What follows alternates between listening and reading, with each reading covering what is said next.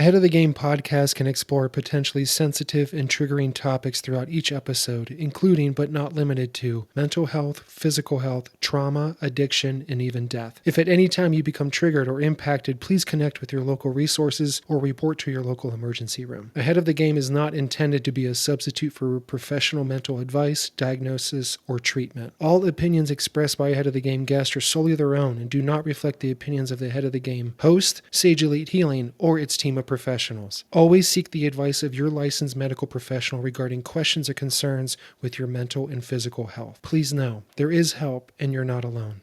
Alrighty, hello again. Welcome to another episode of Ahead of the Game podcast. Today I am joined by some very special guests today. I also have Mr. Zach Moore, 5-year NFL veteran, fellow co-host, and today we have Mr. Antone Barnes, CEO, owner of the Brand Architects.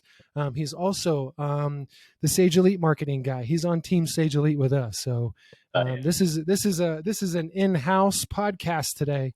Because we have a couple, an important topic to discuss, and that is one. Here we are. We're Sage Elite Healing. We work with athletes, and we're based in Boulder, Colorado. And the University of Colorado just recently signed a very, let's say, famous person by the name of Mr. Deion Primetime Sanders. So now Mr. Primetime is going to be on Mountain Time. As a company, we're excited for that as a player coach. But at the same time, we really want to peel back the layers of this because there's been a lot of discussion in regards to his involvement in the HBCU and him actually taking this position. And to be honest with you, Antone, I want to switch it to you. And you're a graduate and alumni of Morgan State, correct? Yes, I am. There it is. So where exactly is that located, if you don't mind sharing, for people who don't know? So Morgan State is a historically black university that was established in 1867, right in Baltimore, Maryland. Wow. Wow. And if people don't really know the histories of HBCUs, I'll kind of dive into that. HBCUs were formulated right after slavery, right when the slavery was abolished. HBCUs were formulated and created throughout the country because, of course, as we all know, when slavery ended, racism didn't. Okay. Yep. You had deconstruction, you had Jim Crow, you had segregation. So a lot of the bright minds that were of African American descent, and I guess you could say, and people think that all black people were slaves. They weren't. Okay. Right. So, they were we had a lot of magnificent inventors, politicians. People don't realize, and I'm gonna just touch this. People don't realize that there were actually more black men in Congress and Senate, immediately after the Civil War than there actually is now. That's crazy. That's insane. So people don't know, but then when Deconstruction ended, and that's another topic for another story, basically these Jim Crow laws, and that's when the KKK was formulated to create terrorism, to encourage black people not to vote, and basically kicked these black people out of power positions in government. So with that being said, seeing all of these events starting to formulate, we created our own educational system. And that's when the HBCU started popping up all over the country and being formulated and created so we can advance not just our education, okay, but our culture. Right. Because as we all know, it was stripped from us and it continues to be stripped from us. And that's why we consider HBCUs as national treasures. And that's why it's such a very touchy topic to us. Whenever we feel like someone took advantage of us, how I say, and used us as, I guess you could say, when you go to a HBCU, it's a family environment. Okay. Right. It's something I tell people, unless you went to a HBCU, it doesn't matter if you're black, white, or whatever. You just don't know unless you really attended a HBCU and really experienced it and lived it. Me, myself, I actually, it's funny, I was exposed to HBCUs by a TV show called A Different World and School Days. Classic. And I'm sure everybody's familiar with that. So, even myself, I was like, wow, there's HBCUs. There's people that look like me that want to be engineers or rocket science. I mean, judges, you name it, Right. and they weren't just athletes. So, coming out of school myself, I was a highly recruited athlete, and I went to, I had the opportunity to play at Clemson University. Upon my going down there, I had a death in my family. My father. My father was very influential in my life. We were very close, and literally a month after graduating, I lost him. And I needed time to get my mind right. And I basically went to Clemson and told him, hey, I need, can I be redshirted? Like, I just can't play right now. And I saw how they shifted on me. I saw how they just were like, you know what? No, I was just a piece of their puzzle. See what I mean? And I was just an athlete. Mm-hmm. That's all I was. They needed me for the football field. If I can't do that, they didn't want anything to do with me. That changed my perspective. And that's when I did some soul searching, and I I was looking at Howard University. I was looking at Hampton University. Hampton University is based out of Hampton, Virginia, down by Virginia Mm-hmm. Beach. Mm-hmm. Howard University is in Washington D.C., and I was looking at Morehouse University, which is in Atlanta. But then I saw Morgan State, and I went to visit it, and I fell in love. And it was close to home, but it was far away from home. Right. Like I had to Yeah. get out of New Jersey, but I was there to go back home. And when I tell you, it really going to Morgan State, it really helped me grow into who I am. It helped me find out who I am, and it really delved deep into our history because I'm a history minor, and our history is totally different than the history that I learned in high school. Yep. Right. Yeah. You know, I was like, wow, who are these people? Right. Seriously? I didn't know this. Mm-hmm. And it's part of let's just be honest, the systematic racism that's been placed in this country to not inform us and educate us of our history, to empower us, to let us know we could be more. And Right. see, and that's the difference Mm-hmm. with HBCUs. I tell, like, Zach, I'm gonna just use you for an example. Being a Right. black man going to a PWI, a lot of times when you're on campus, the the people that you see that look like you are usually other athletes, correct? Yeah. Pretty You know, much. exactly.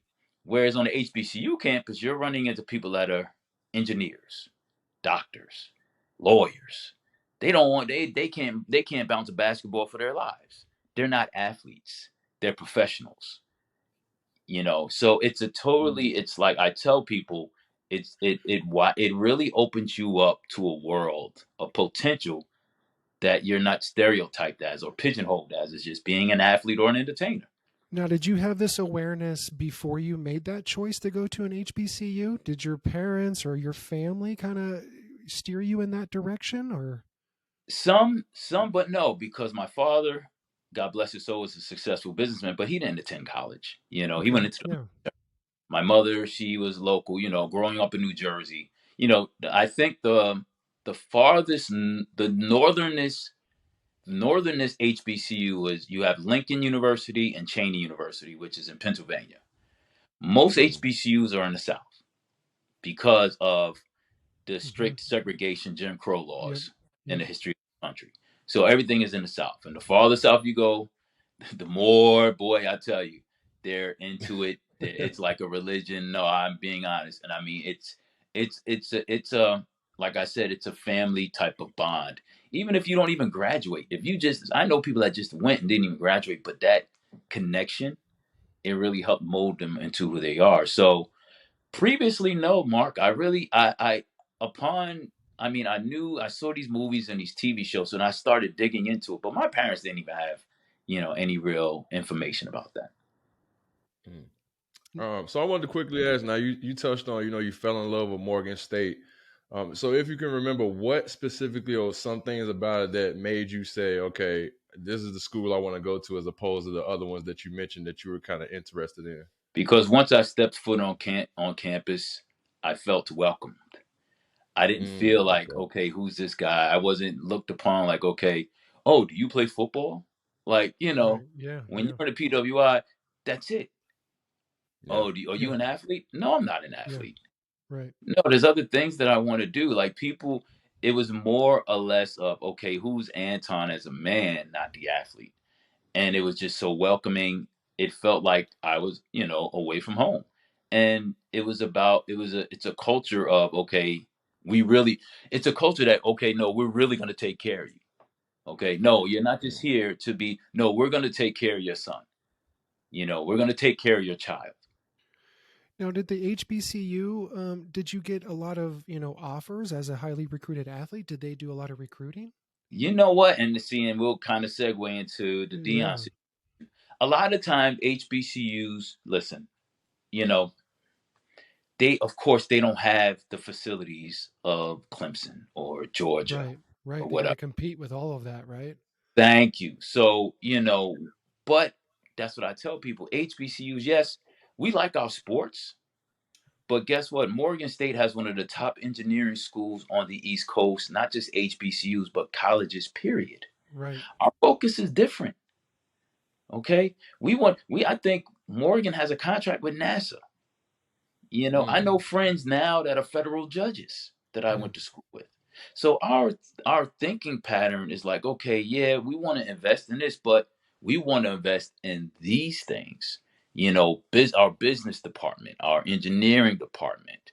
Uh, Dr. Earl Graves, he owned Ebony Magazine. He was one of the most successful African American businessmen in the country. He's a Morgan State alumni.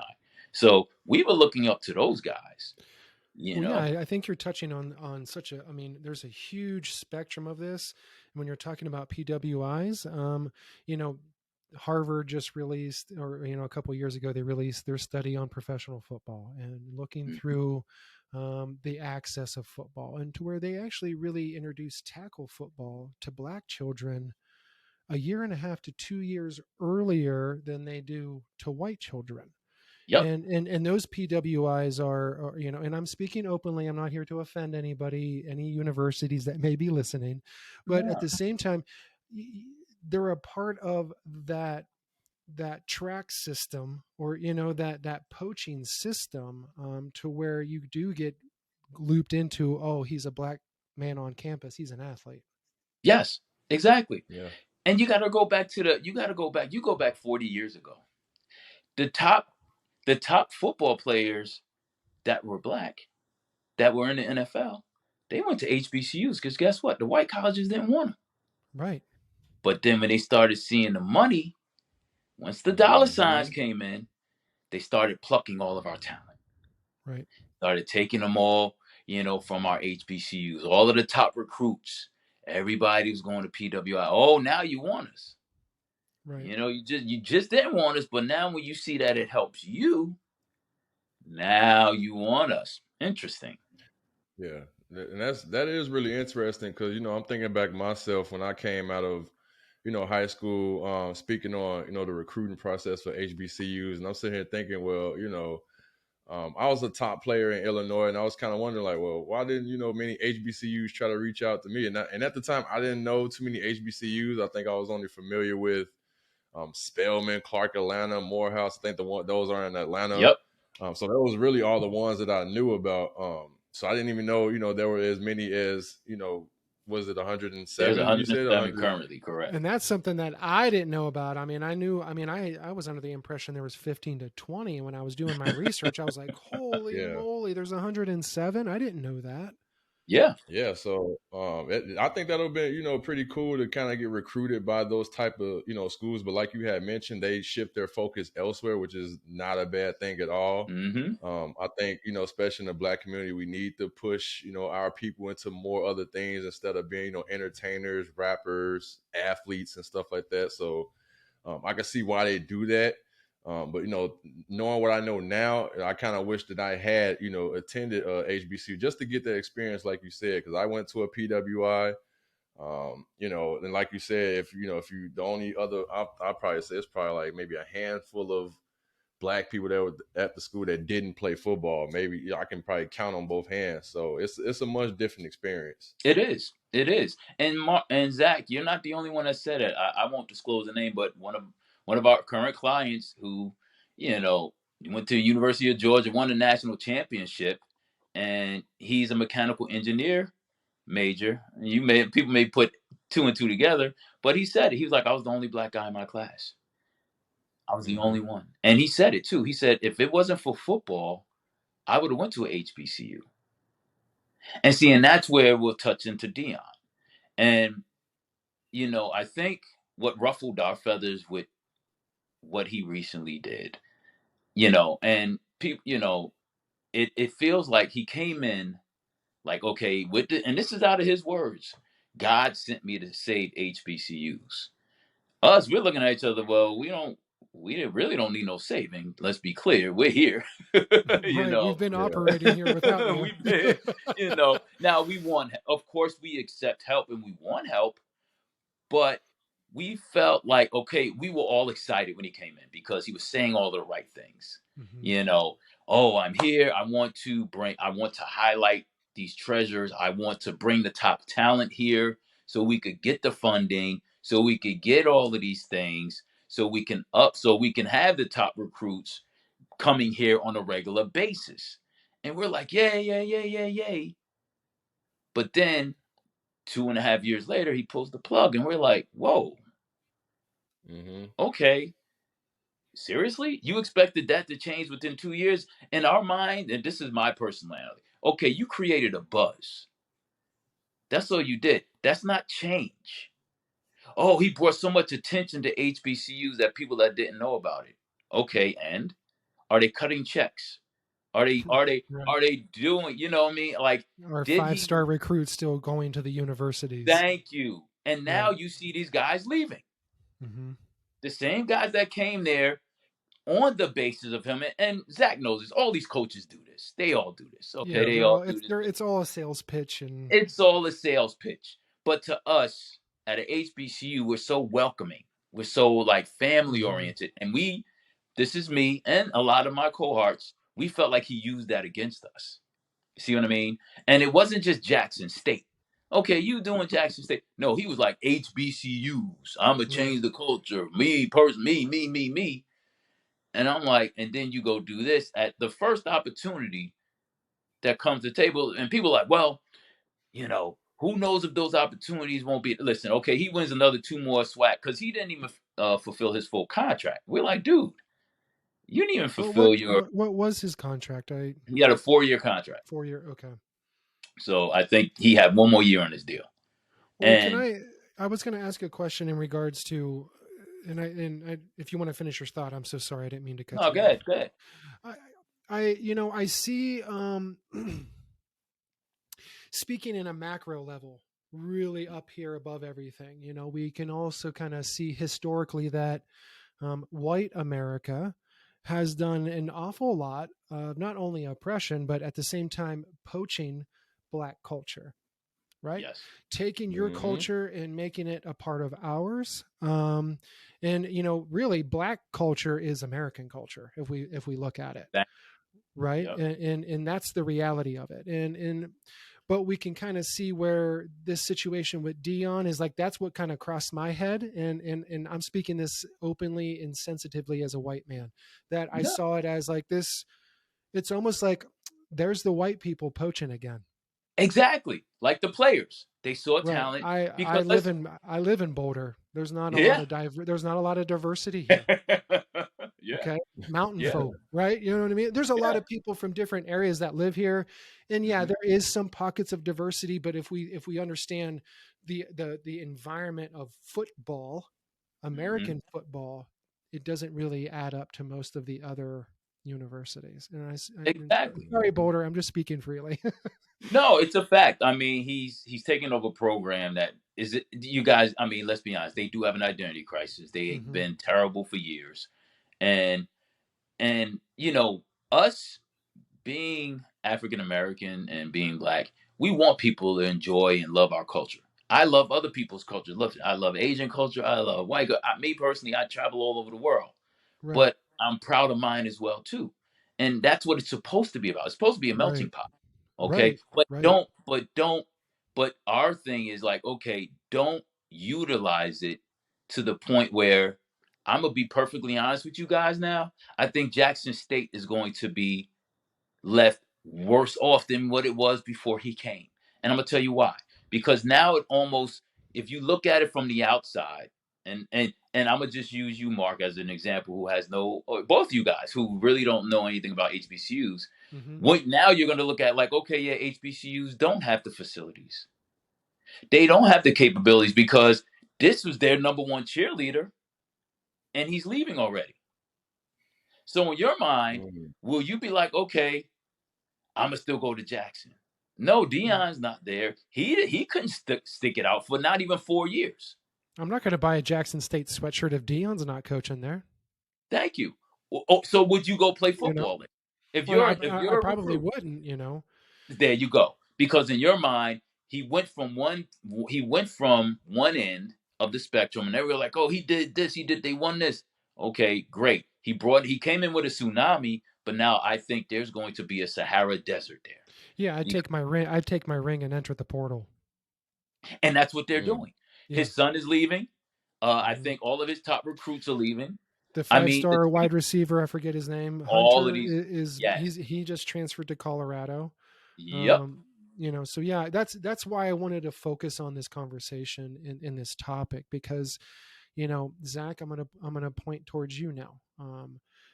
Being a black man going into the NFL, there is nothing but exploitation, culture to culture, definitely. culture to culture, right?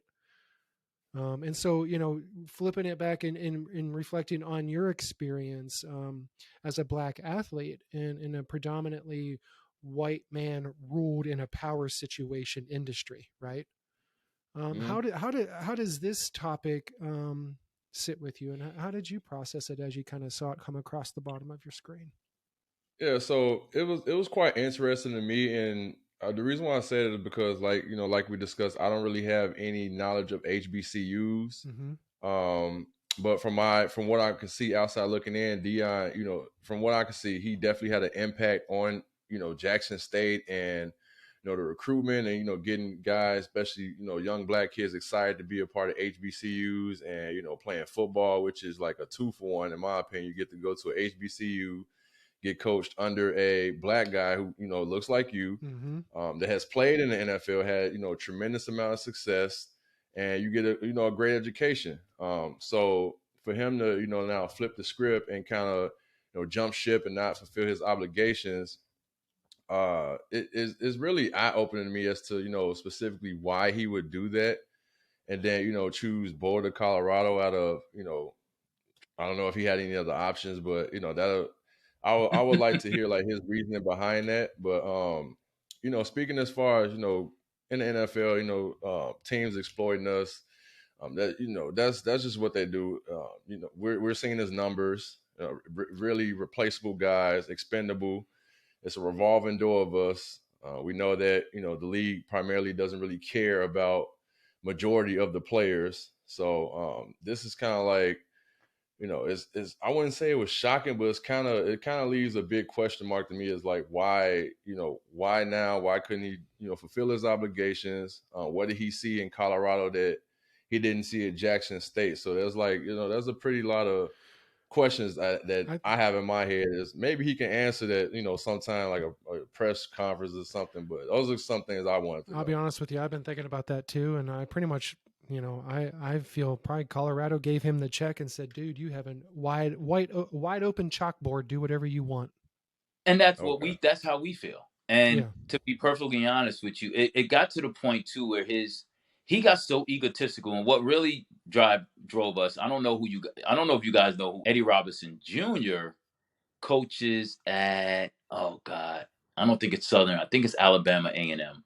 But basically, it was all in the news. He got into an altercation with Deion in the after the middle of game. the field, right? He didn't Yes, shake his hand or he something didn't like shake that. his hand, Okay, and yeah, everybody jumped on Eddie Rob. Everybody jumped on Deion's side, yeah, and Deion was like, and they interviewed they interviewed Coach Eddie Robinson Jr. He said it. He's not swag.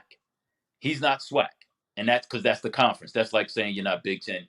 yeah, And let's be honest, Eddie Robinson Jr. is swag. Like there's no denying. And then Deion's like, I'm not swag. I'm not. Oh, yeah. this literally happened 2 months ago. Literally. Right, right, right. Remember this? This Yeah, isn't yeah. this is recent. Well, because I And saw that as them clashing in the middle of the field, and it was more of like I was looking for unity as like resurrecting or bringing more money mhm, to that yeah, HBCU environment. So yeah, that's what I saw. and it looks like Coach Robinson knew all along. Mhm. He knew that he was listen. Before I'm gonna be, this is from what I'm hearing and knowing, and Deion was looking for a job previously, okay, and no other FBS college was going to give him a head coaching job out the back. He Right. would have had to Mhm. take the necessary steps, Yep. assistant coach, blah blah. But because of who he is and ego, even though he doesn't have any coaching experience, okay, he took advantage, and that's how we feel. He took advantage of our welcoming, nurturing environment at Jackson State. He saw a school that was desperate. He saw a school that was in a very listen. Jackson State is one of the most underfinanced colleges in one of the poorest states, Mississippi, one of the racist states. Mhm. Okay, Mhm. and he basically they went in there and they gave him the keys to the car. Do whatever you want, Deion. Okay, we don't have a lot, but this is what we have, Mm-hmm. and he committed. He took it. So it was always about money, and everybody's like, "Well, I wouldn't turn that down. I wouldn't turn that down." I'm like, "See, how do you think that impacts those development of these young men?" And see, and that's Right. what I really want to touch on. Okay, how do you think that affects them in regards to being committed to something? Is it just about the quick dollar, or is it committing to something?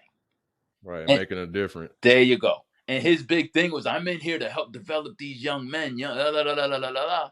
But then look at your actions. You're teaching Mhm. them the same thing. And then they wonder why young black men have a problem with commitment. Well, look who they idolize. Or even trust, correct? Thank you, Mark.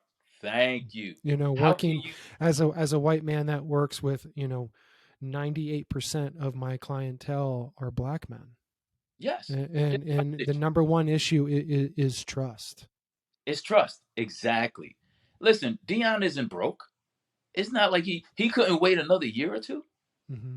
And let's be honest, there's other HBCUs that got big budgets. You got North Carolina A&T, you have FAMU, you have Morgan State, you have Hampton, you have oh goodness, who else? There's a number of HBCUs that okay may not be able to give you 5 million a year, but they give you 1.5 million, and they got better facilities.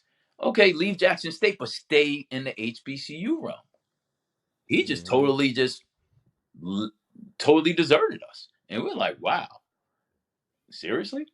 Did now any of the people within HBCU hear of any rumblings of that he was trying to mark, or I guess campaign his tenure at Jackson State to it's kind of like a race car driver, right? You start off in Yeah, the small car, and then you get to the faster car, and then you get to the, yeah. did Mm-hmm. anybody know that was, I mean, it sounds like Mr. Robinson did.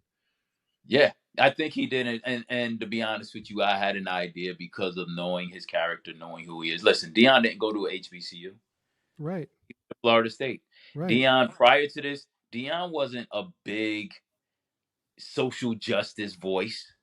Dion wasn't, and I think and this is just me, and I'm saying it, but I listen. I speak my mind, and I'm in marketing.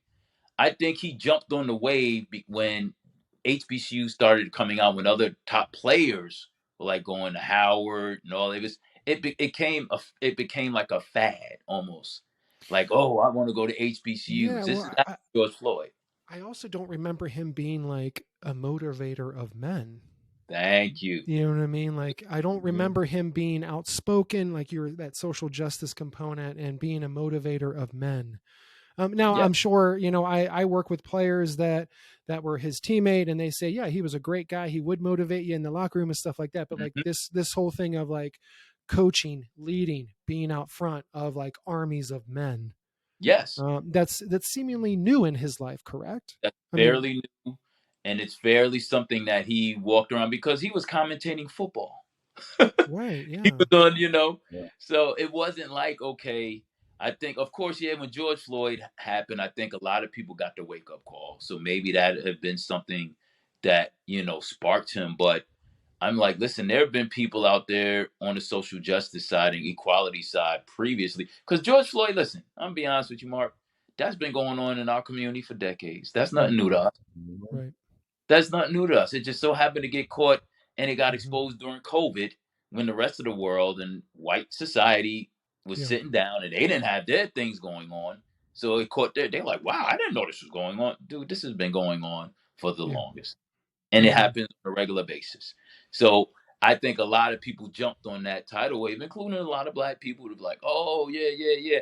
And that's what we feel like, okay, you took our what we've been suffering with for the longest to uplift yourself, and now you're gone. And it's like just going back to how to play is you used us for yourself. Now what about the people that are left behind? Like what are the ramifications? I think, I mean, that talks about another huge issue that I know working with black men, and that's abandonment, Yes. right? Very And much. Yes, big time. that's Zach, abandonment within, if you could speak to that. yeah. I mean, Zach, do you want to touch on that or you want me to? Well, the issue with abandonment, I feel as though, and that's prevalent in the black community. You see a lot of young black men grow up without a real like father figure Yes. in the household. And, many people don't know, which they should, like that has, dire ramifications on that child's development. If they don't have, a man in the house or even around like a father figure in their life to teach them, how to be a man, how to conduct yourself as a man. Then they turn to, they end up turning to the street life or looking Mm-hmm. up to rappers that are, propaganda and Or all I this mean, hatred. or they turn to a football coach that exploits their talent for his benefit. That too. You know That what I too. mean? That too. Back in the day, it was the drug dealers. Right. Yeah. Okay. The drug dealer showed them love, so they gravitated to that. So it's like, okay, Deion, what about the kid that could have gone to another HBCU? Okay, he may not have been able to go to Georgia or Tennessee, but he could have went to another HBCU, and you're not taking him to Colorado because you're only taking the top guys, including your son. Now he's stuck. Or he gets into the portal and no other he doesn't get picked up. Now he's stuck in Jackson. You've sucked their resources dry. Mm-hmm. No kid's gonna want to come there now. I could be wrong, but I know if I was a recruit and I saw Deion leave and he's talking, oh, we gonna do this, and Mm-hmm. now he's complaining about the resources, I'm not gonna go there if I could go to, Tennessee or Georgia. Right. Right.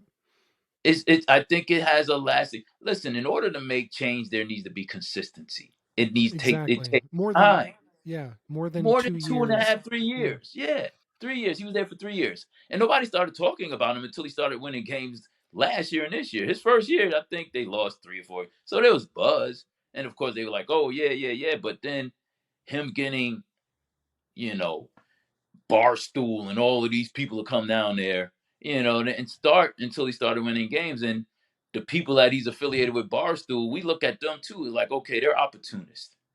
They're not Correct. really about HBCUs. Whatever. No, they're self-centered. We pride ourselves on being intellectuals at HBCUs. So we sit back and we pride ourselves on really looking at things, analyzing it, and breaking it down. And of course, hey, yeah, well, what about his family? He has to take care of his family. He has to take care of his coaches. That's one argument people are saying. Okay, cool. Seriously? Seriously? Oh, he had to get them better. I saw an interview. I think it was the university, and this is the funny part. It was just this week. I think it's the University of Colorado's athletic director, and they were asking him about the $5 million a year. And the man said, "Well, we don't even have it yet, but we're going to get it." I'm like, so you're even going to another school on good faith?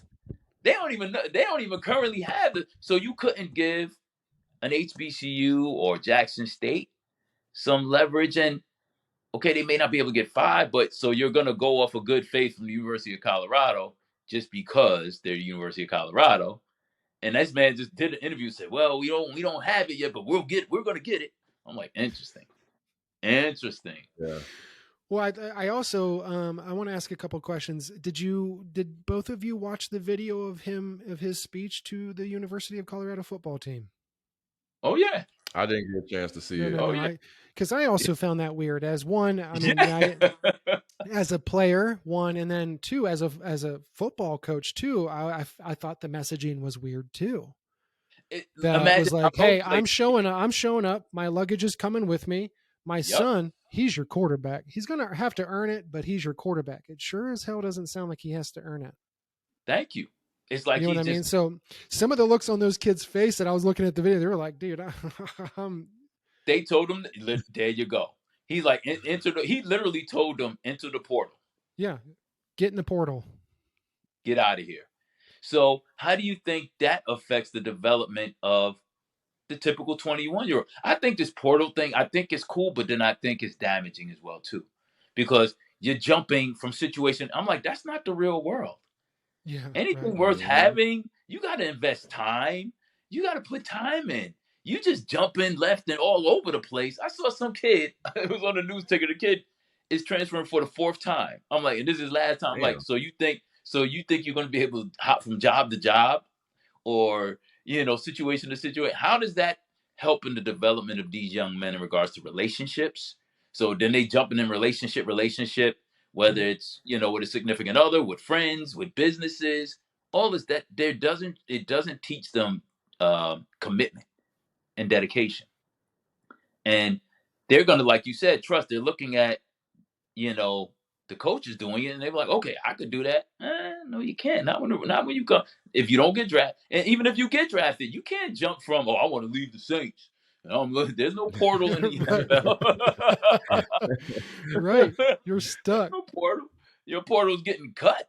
And then believe me, and then they may not need you. So it's like you got to look at these things from a long-term aspect on how, like I said, you're dealing with youth, 18 to 22-year-olds that are in a critical developmental stage.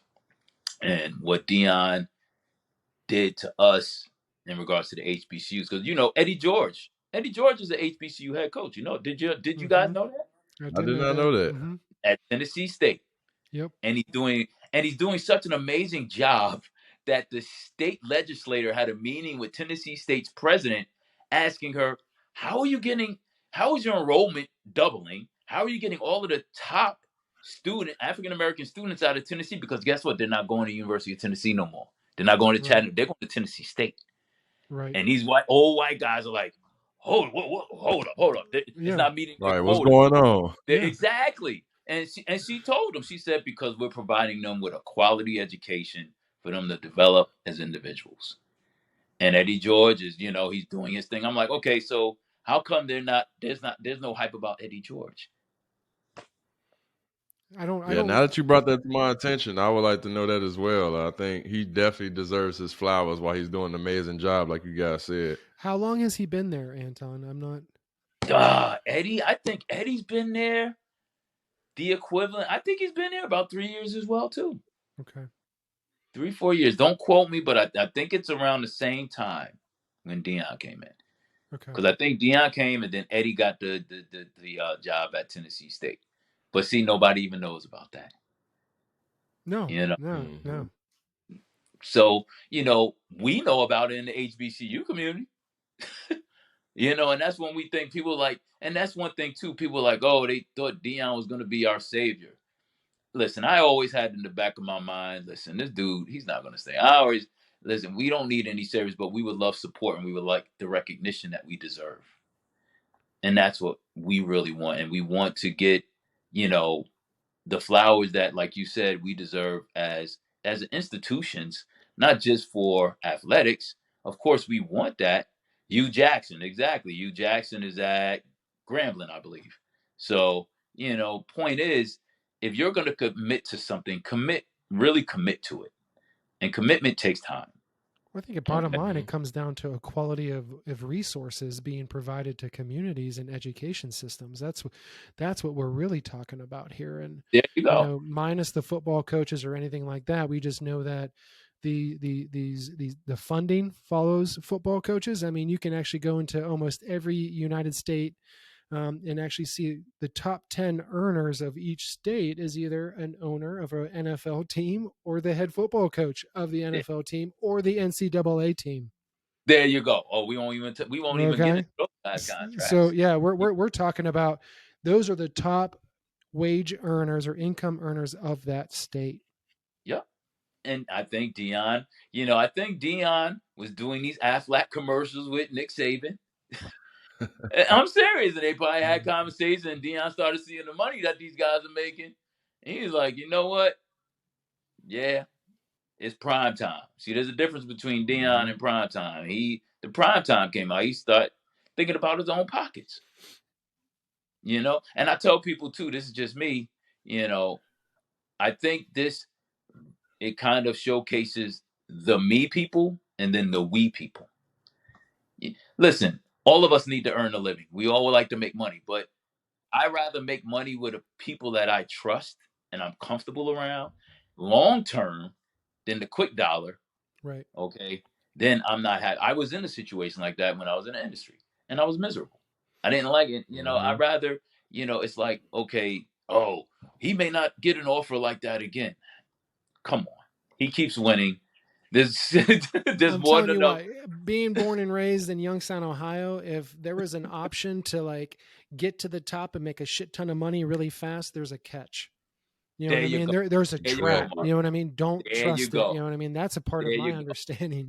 Like There you go. That's what we're saying. We're like, listen, let him go up there and stink it up. They're gonna put him out and put his ass out on the street. I mean, Language they threw Darrell's ass out real fast. real quick. They didn't even let him have the opportunity to build, even change the culture here.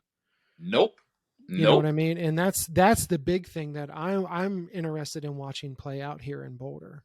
Yeah, exactly. People are like, well, what if Jackson State fired him? I'm like, Jackson State was not going to fire him. He had them on ESPN. Dude, he had them wrapped. They had him. He had them wrapped around his finger. Like literally, I know people, and they were like, "Listen, Antone, he was doing any and everything. We gave him total control of whatever he wanted. Okay, we didn't have a lot, but whatever we had, we gave to him. And it's like, I know I follow Deion on Instagram, and I know that one of the videos that he did release was his speech on the reason for his decision. And he used two words that I'm a word guy. Yeah. He used two words in that little press conference. You either are elevated or you're terminated as a coach. Thank you. Right. Thank you. Let's speak on that. And let me ask, is that, Zach, maybe you could answer that. Is that a little bit of the player coming in? Yeah. I mean, speaking from a player's perspective, that's kind of, the attitude, the league has with us. And it's kind of messed up in a sense, but it's a business, and that's why I had to learn coming into the NFL. It wasn't like what I imagined it as a kid growing up, as a teenager playing football, playing in college. It was totally different than when I got exposed to that side. And it's like, you can't be too mad at it, but it's a pretty detrimental system as far as like how they treat players and how how we're seen as expendable. So I can definitely attest to how he could see it that way. Elevated or terminated. Antone, what about you? And you know what? No, that's a fact. And we wouldn't have an issue with that if he didn't come in trying to be the savior. And I'm going back to a savior, not just the savior of Jackson State, of our entire culture of HBCU. It would appear to me that his coaching style runs parallel with like a production company.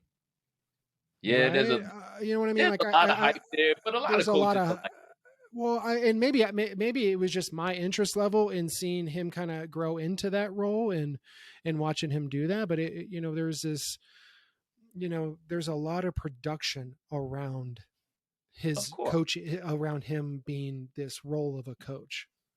Oh, for sure. And you got to think about it. I call them children because they're children. Right. 29, you're still a child to me. They're very gullible.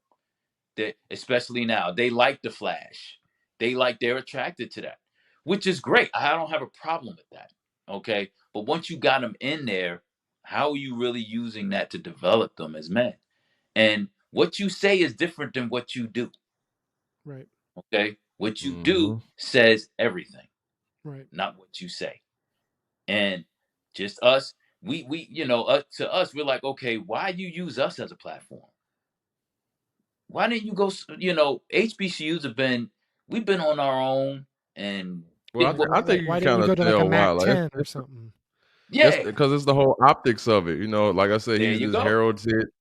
He's this heralded, NFL Hall of Famer, black guy. Why not go to HBCU, coach kids that idolize him, look up to him, want to be him, this, that, and the third. So you get why he do that, why he did From that. his So that's standpoint, just my opinion. exactly. Yeah. For his standpoint, but to us, we're like, okay, wow, seriously, you could have went to Tennessee, Chattanooga, or something, coach there. Those kids would have known you as well too. Why are you gonna once again use us and then desert us? Well, and you're speaking from that perspective, and as the white man in this conversation, I can sit here and tell you, we're doing this again. Yeah, we're doing this again. Why haven't we evolved out of this? And what I mean by that is, let's talk about Deion the player, right? Let's talk about Deion the player and how, his athleticism really changed the game, right? Oh yeah. But let's also talk about his showmanship and how that really grinded white America when he was playing. His showmanship, how he would showboat, how he would high step at the 40-yard line, high step 40 yards in. Mm-hmm. You know what I mean? Prime time, dude. I loved it. I loved it, man. I loved Deion as the player. You know what I mean? Like but at the same time, there's that other side of the coin where the white culture wasn't accepting of Deion the player, and they didn't like the microphone being in his mouth, right? They wanted him to be quiet. How many teams did he play on that the teams were like, oh geez, Deion's running his mouth again? Exactly. And even organizations that try to be quiet. And then now it seems like white culture is like, keep talking. Yes, because you're going to help our children now, right? You're going to help our children too. Thank you. You're going to bring all of these top recruits to Boulder, Colorado, so we can make money. Right. But guess what? 3 years ago, we wouldn't have given you this job. Listen, you would have had to been an assistant. And that's what we're like. Wow, we gave you your shot, and you couldn't even stay. You couldn't even stick out the commitment that you told you were going to give us. And, once again, going back to the aspect of him, lack of commitment towards these young men and how they're going to look upon it and take it and use it and think, so this is how life works. This is how it works. No, you can't enter portal every. You may not get a $5 million a year job. You have to look at wasting that 1 year in the portal might be the year that you absolutely needed. There you go. There you go. Following him. Well, I also see some local players here in Boulder. Some are walk-ons, correct, and I've been meeting with them. They're excited, but they're also super nervous. They're basically, Deion is not going to keep 5 walk-ons from a 1-10 team. I highly doubt it. You know what I mean? So there's this, there is already a change in the air in an environment of no horse shit. Yeah. Well, that's a regime change. I mean, I'll be honest with you. When I was in the music industry, same thing used to happen. We got a new president or record rep. They brought their people. They brought their team. They brought their people. Yeah. Oh yeah. I mean, you think about, look at, anyway, the dude Elon Musk. I mean, he didn't bring his people over, but he went in and just cleaned house. Yeah. But it's like, how do you set an example for someone that followed you there? And then you got rid of. That's like me. Okay, I'm just use this as a reference. I'm at Sony, and my president gets a new job. My superior gets me a new job at RCA. He brings me over to RCA. Okay, then he leaves. Okay, but doesn't take me. And I'm sitting there. So, like you said, now I'm in oh wow. So I could have stayed at Sony. Mm-hmm. You see what I mean? So now you're putting me in an unstable situation. And that's what I'm going back to these young men. This young man could have went to A&T. He could have went to Howard. No, he went to Jackson. And believe me, Jackson, Mississippi isn't Washington, D.C. It isn't Baltimore. It isn't Hampton. It ain't Atlanta. Okay? I went out here to the sticks with this guy, and now he's gone. And he's not taking me to Colorado with him.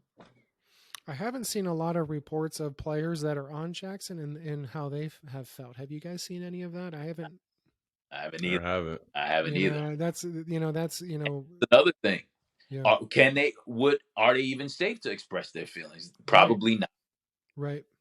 They're probably Probably not. You keeping can't that freely talk, right? close. Well, I know I did see a video on via TikTok. I guess it was like it was at some it was at Jackson. They were kind of like the people was kind of like chanting for Deion to leave. Like they were kind of like Mhm. happy that he left. So Mhm. that was pretty interesting to hear. That is So interesting. um, It's funny yeah, that you said that because I was hearing some rumblings, especially this year. They said he was just coming off as a cocky son of a down yeah. and was just really mistreating people.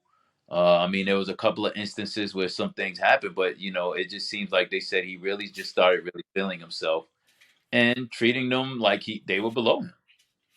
So Yeah, man. So, like I said, I'm really interested to know exactly why he decided to leave ultimately. And if it's just about the money, then that's a pretty sad way to go about it. Hopefully, there's some deeper meaning that he hasn't just expressed yet. Because that's what I really want to know as to why the sudden change or why not stick out the commitment. same here. Well, and I'm going to apologize because in our personal text message, I expressed how my excitement for Dion coming to Boulder. Um, you know, Hey. as a white man that works specifically within the Black culture, I was very excited. I'm like, thank God, there's some diversity, there's some stuff coming. So Hey, yeah, listen, from a Sage Elite standpoint, listen, it's a great opportunity for us because, if he's really about the development of young men, yes, okay, okay, you kind of, huh, did then stick to it in Jackson. Let's see what you do here now. yeah, let's take some of that Right. iron and put it in the oven and melt it and see what it comes out. You know what I mean? Let's mold it then. So Exactly. yeah, I'm definitely interested in that. And like I said, I was super excited to just to be able to have a person that's seemingly leading men in the right direction. Again, it's kind of shaky now as we kind of know that there's some folks that will probably feel abandoned. Yeah. But as Sage Elite, we focus on not only men, we focus on women, but that athlete driven component there. Definitely excited to kind of help out some of the team there too. We're already helping Hmm. out some of the members on the team, and really just helping them focus, getting them ready to be able to walk on too. Oh yeah. So It's Zach, you he's got your hands gonna cut bring out a for you, different. my friend. He's definitely gonna bring a culture there. Let's go. He's definitely going to bring a culture there. And listen, my thing is with me, I'm very transparent. If this is what it is, just say that. Right. Don't tell me one thing and then do something. Hey, Dion, if it's about the money, cool. Yeah. Say this coaching job is a stepping stone for me, and I'm gonna do the best that I can to my ability to help the school out while I'm here. Boom, boom. Right. Don't come in here acting like you're the great savior and then do this. That's Right. all. Just be transparent with your intentions. Thank you, Zach. Well, I Yep. mean, the number one word for the year of 2022 is gaslighting. So, There you go. I mean, seen a lot of that going on lately. So, I tell you, man, I tell you that's a tanker full of gas right there. yeah, yeah. So, I mean, I think moving forward, what do you think the next step is for HBCU, Anton, in regards to trying to one increase resources coming in and trying to compete with that recruiting? What's the next step? I think Well, it's a lesson learned. I think that I think and I hope that they look at and evaluate the individuals, not just the hype that they bring, okay, not just the attention that they bring. Okay, some attention isn't always good attention because if the attention is the individual, not the HBCUs, how's that helping the HBCUs? See what I mean? See, Hmm. the attention in the media was there because of Dion. We need to shift the focus on the attention being on HBCUs, what they offer, how they help the players. The coach is just a piece of that. Okay, and he needs to be a piece. He wants to be a piece of that. And I think also they're going to put in safeguards to okay, Dion, if you leave, well, guess what? You'll be penalized, or you'll get this. I think they maybe need to tighten up on their business and stop being so welcoming to someone who isn't Eddie Robinson Jr., who you know is blood, sweat, tears HBCU. Mm-hmm. He is committed to the development of the HBCU culture and play. Not, and I'm gonna be honest with you, not an outsider. But I think overall, even for what I see my president at my university is doing, I go back to my campus and I'm like, wow. Like I'm amazed at the new buildings, construction, everything that's just going up. It's mind-boggling. It's mind-boggling. And I think, you know, we need to, and I know it's based on the state and the financing and the presidents, but it's like, okay, let's highlight what HBCUs were really about, and that was the overall talent in regards to individuals, education, not just sports, not just sports. Right. Okay, let's highlight, because with that, if we do that, the top athletes, we may not get them all, but we'll get enough. And I tell people too, and this is one thing I want to tell everyone out there. You could go to the HBCU and still get drafted. Don't ever let nobody tell you that you can't. The NFL, if you have NFL talent, they will find you. They're going to Believe get, yeah. they will find you. But And most importantly, on top of that, use football as I want to say a conductor to really develop a skill, develop a professional love outside of sport. yes, We all know the percentage of players that make it to the NFL is very short. Everyone can't go pro, so you really need to use that time and those resources to really educate yourself on things outside of the sport. That's why I'm fortunate to hear about how HBCUs are kind of structured through you, Anton, and all of the services they provide. Black people outside of football, because that's what I like. Like I went to a career academy in high school, so I actually have a degree in carpentry, mm-hmm. and that's a skill that I wish I could have used outside of football. Now, through the grace of God and through my hard work and blessings, I was able to go pro. But had I not, I would have loved to kind of build a career around being a carpenter, because I don't see that many black carpenters or welders or architectural designers. Like, these are all majors my high school had. So Yeah. that was kind of something that I was leaning towards, in case sports didn't work out. And it's funny that you said that, because I'm sorry, Mark, those careers, guess what? They're lacking finding quality people in those fields right now. And they're offering big time bucks. Big time bucks, no student loans. There you go, Mark. And I was just going to say, I think, representation matters. It does. It does. And, and listen, even if you do get drafted, guess what? That's going to be gone one day. The NFL's over. Mm-hmm. And players like Antoine Bethea, who went to a HBCU, and others that I've seen, guess what? They've transitioned smoothly because they know who they are, besides just being an athlete, because they were taught that going to a HBCU. Okay, you on a football team, so we don't care. Like, oh, it's cool, but we don't care. Like, he's on the football team. Hey, where you play? Okay, whatever. Devil's advocate question. I mean, you would think that the powers that be that are controlling the football world, they would see the benefit of HBCUs and put more resources in HBCUs to find more athletes. Listen, we don't have the 80,000 seat stadium. Right. Yeah, I was gonna say they already got the infrastructures at their other schools, so that's what they but that's what I mean. I'm thinking, like, business wise, why wouldn't that be a part of it all? If you want this big mainstream pipeline, you want all the pipelines. Because they're HBCUs.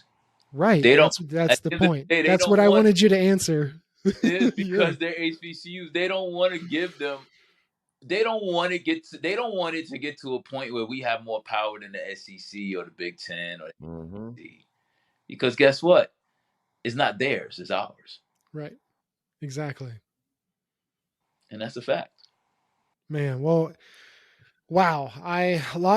What an awesome conversation. So much more that we could go into with this. Anton, I want to have you back on the podcast and learn more about the man, Antone Barnes, and where he comes from, and all of Oh, that for stuff. Yeah, So I definitely want to hear about more in depth of your experience at Morgan State. That's what I really want to know personally. But yeah, we'd definitely like to have you back on to kind of delve deep into that. I will be back. You guys just let me know. I'll be back.